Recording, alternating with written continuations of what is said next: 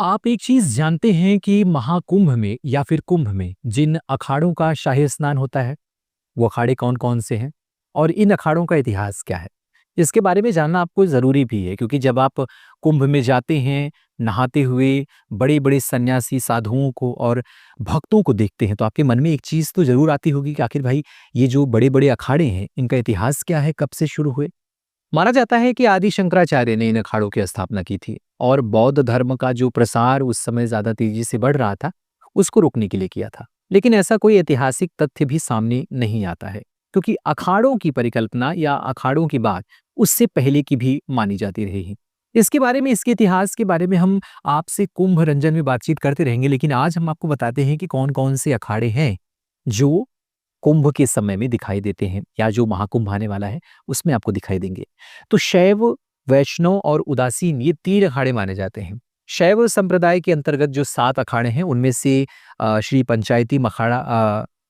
पंचायती अखाड़ा महानिर्वाणी है, श्री पंच अटल अखाड़ा है, श्री पंचायती अखाड़ा निरंजनी है, श्री तपोनिधि आनंद अखाड़ा पंचायती है, श्री पंच दशनाम जूना अखाड़ा है, श्री पंच दशनाम आह्वान अखाड़ा है, श्री पंच दशनाम पंच अग्नि अखाड़ा है। ये 7 अखाड़े जो है वो आपके शैव संप्रदाय से जुड़े हुए हैं, यानी कि जो शिव की उपासना करते हैं। इसके साथ वैरागी वैष्णव संप्रदाय के जो अखाड़े हैं वो आपके 3 हैं। श्री दिगंबर अनि अखाड़ा, श्री निर्वाणी अखाड़ा, श्री पंच निर्मोही महाअखाड़ा, ये आते हैं। इसके साथ साथ उदासीन संप्रदाय के 3 अखाड़े हैं। श्री पंचायती बड़ा उदासीन अखाड़ा, श्री पंचायती अखाड़ा नया उदासीन और श्री निर्मल पंचायती अखाड़ा।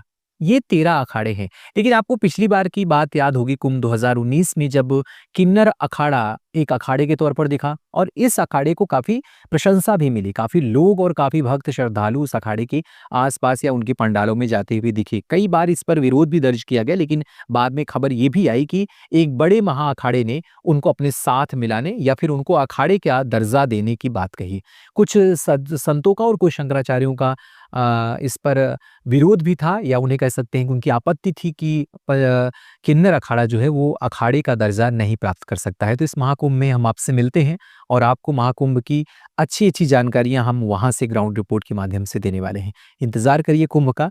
तब तक के लिए अपडेट पाने के लिए हमसे जुड़े रहिए कुंभ रंजन, रंजन टीवी न्यूज़ के साथ।